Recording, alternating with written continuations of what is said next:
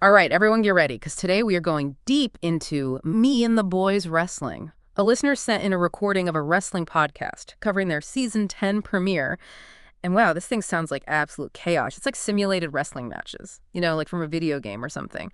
But then there are real human commentators reacting to it all. Yeah, it's really fascinating. It's like if you took a WWE video game and then just let it go completely bonkers. Sure. But then you still have these commentators doing play-by-play and color commentary. Like it was a real sporting event. Yeah, and from the very beginning of this thing, it's obvious that there's been this huge shakeup in their world. A whole new regime is taken over, led by this guy named DMP, and he brought some allies with him, the French lover, Aaron Wolf, and this wrestler named Cody Harris. And the commentators, they are not happy about it. Oh, yeah. You can just hear the disgust in their voices when they talk about DMP. This new management team, they are playing the part of the classic wrestling villain perfectly. They are controlling the narrative. They are favoring their allies.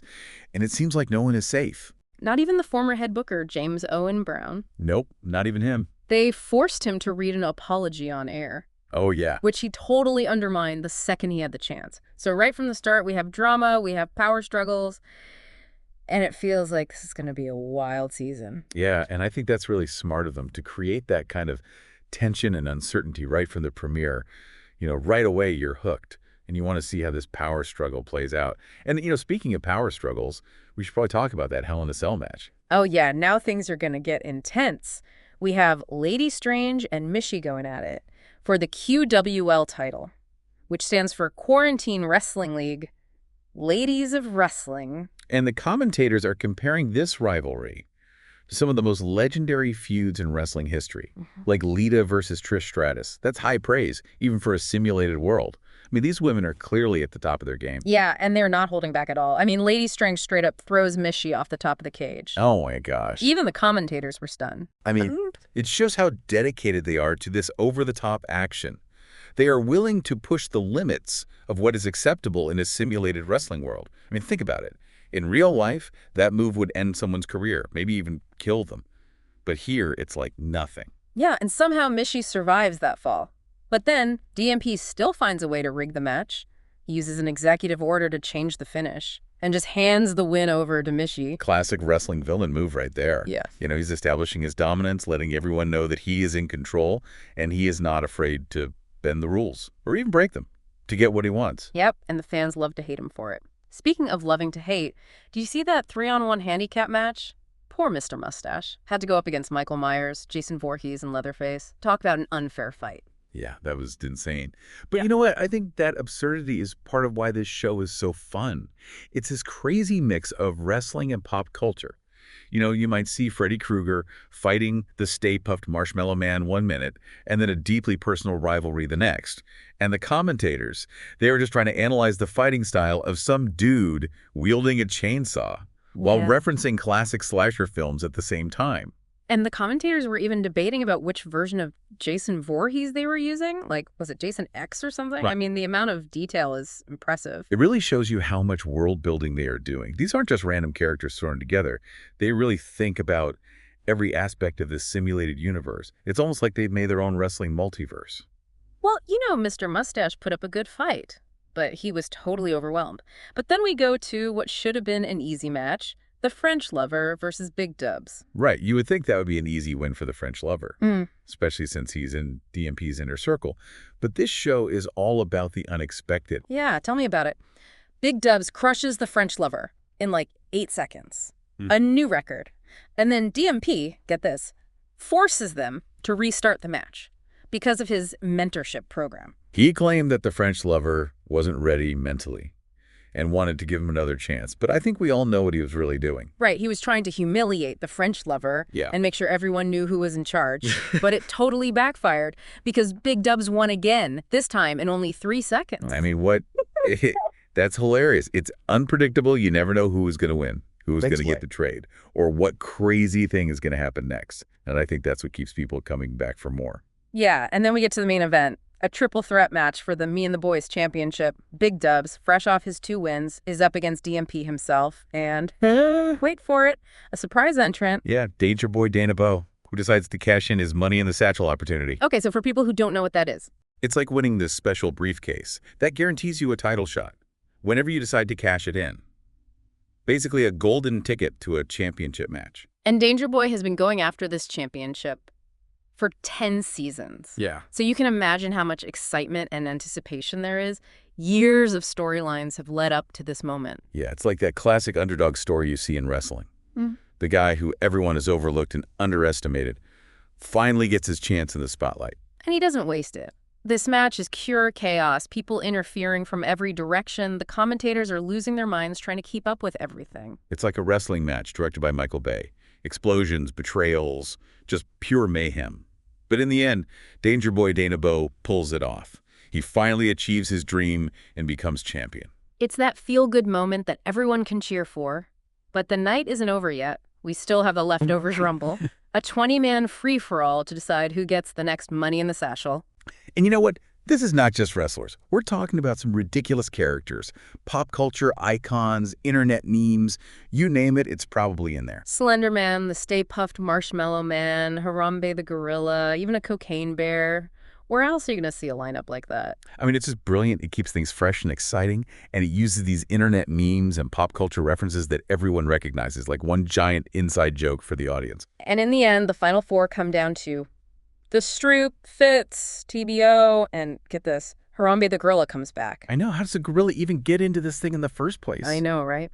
But in a huge upset, the Stroop wins, he gets the Money in the Satchel, and could be on his way to a championship match soon. So we have a new champion, a new regime in control, and a lot of unanswered questions. This season premiere has set the bar high for the rest of the season. But before we get too deep into all of this, we should talk about the commentators themselves. Yeah. They play a big part in how we experience this show, right? I mean, they are our guides through all this chaos. They give us context. They make jokes. They tell us about the characters and storylines. Yeah, they're like the Statler and Waldorf of this whole virtual wrestling world, you know, just throwing out their snarky comments and cynical observations about everything happening.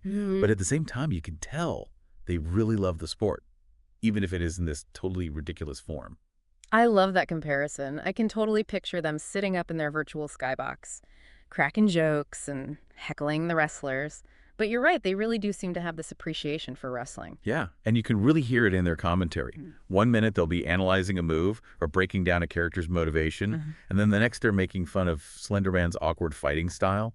It's that mix of serious analysis and hilarious absurdity that makes them so entertaining. And they don't shy away from breaking the fourth wall either. They'll talk about how it's all simulated and how these algorithms are controlling everything. But then they still get totally invested in the storylines and the characters. It's like they're walking this fine line between skepticism and genuine enthusiasm. And I think that reflects the whole tone of the show, right? Oh, yeah, for sure. It's that meta-commentary, that self-awareness that takes it beyond just being a simple wrestling simulation.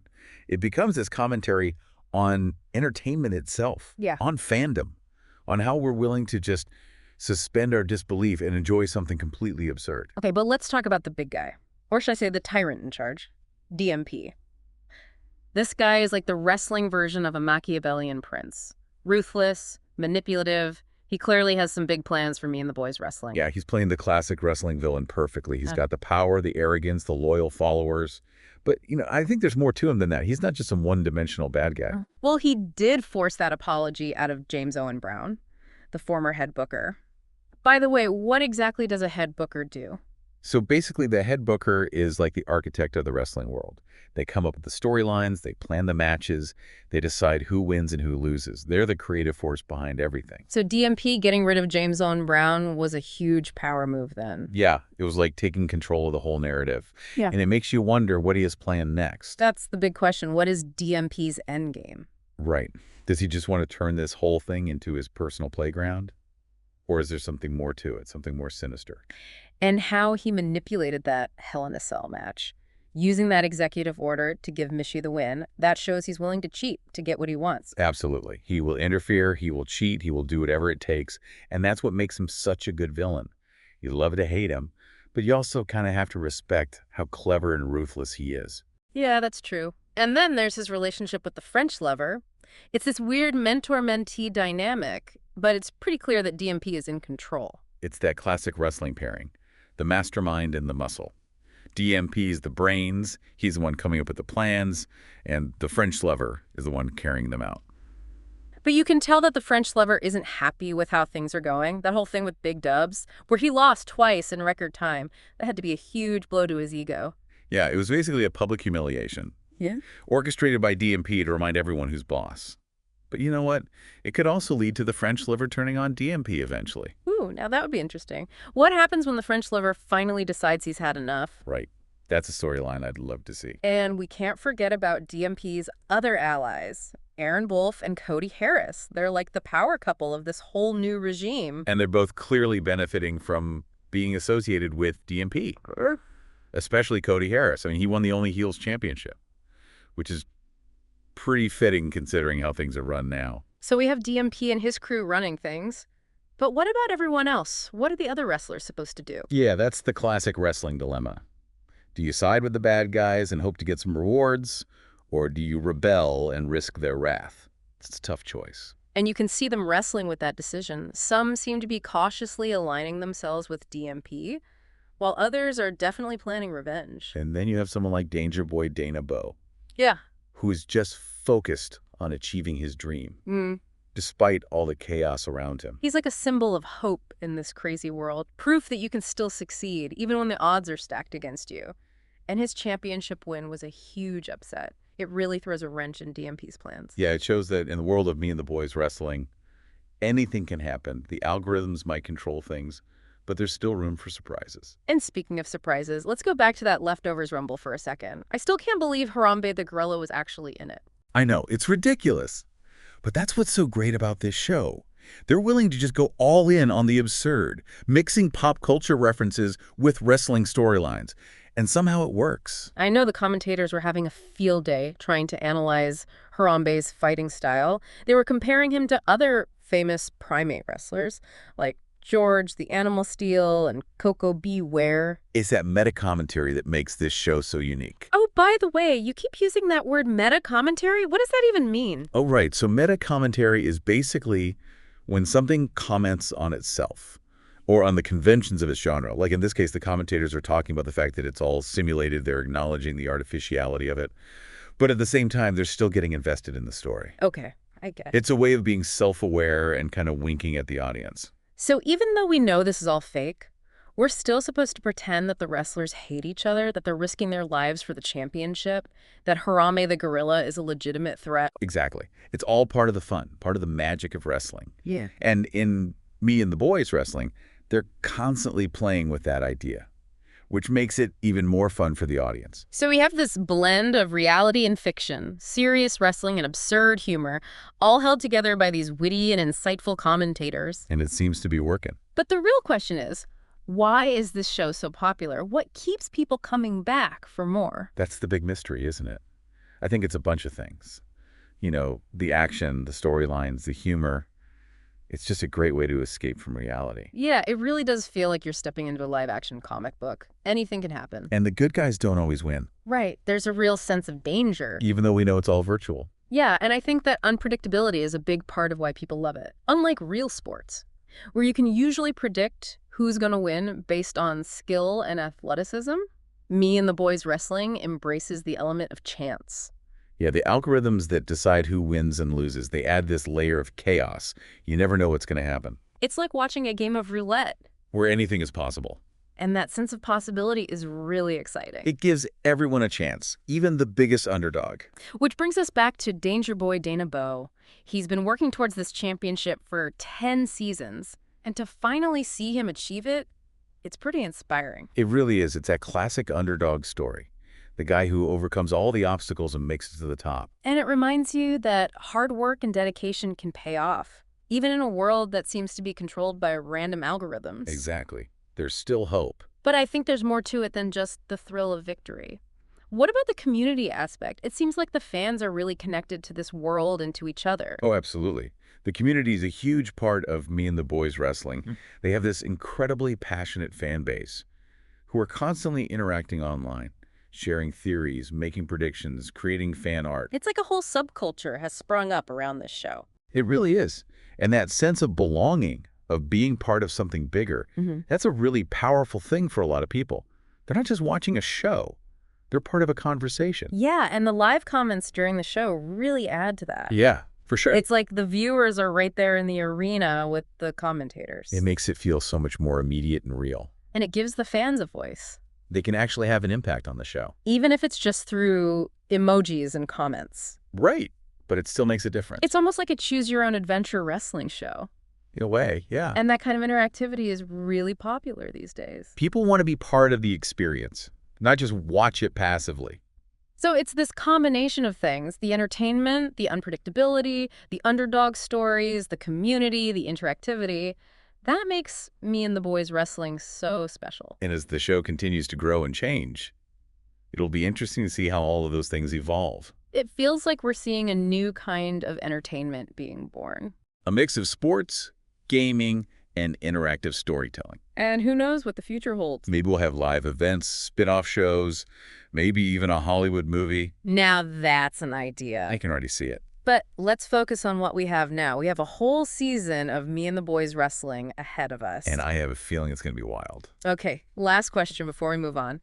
If someone has never seen this show before, where would you recommend they start? Honestly, I think you can jump in anywhere and have fun. Me and the Boys Wrestling is really welcoming to new fans. But if you're completely new, I'd say start with a recent episode, maybe even this season premiere we've been talking about. Just let the chaos wash over you. Let the commentators be your guide. And don't be afraid to just embrace the absurdity of it all. That's great advice. Just dive in and enjoy the madness. Well, I think we finally figured out Me and the Boys Wrestling. It's a show that's hard to define. It's a mix of sports, entertainment, and interactive storytelling. And it's clearly connecting with a lot of people. And like any successful phenomenon, it makes you think about bigger questions. About entertainment, about the relationship between creators and audiences, about the lines between reality and simulation. Yeah, big questions for a simulated wrestling show. But that's what's so great about Me and the Boys Wrestling. It's more than just the matches. It's about the stories, the characters, the community. And who knows what the future holds? Maybe one day we'll see Harambe the gorilla become the champion. It could happen. All right, that's it for our deep dive into this amazing show. Thanks for joining us on this journey into the absurd, the entertaining, and the totally unpredictable. Absolutely. And until next time, may your algorithms be ever in your favor.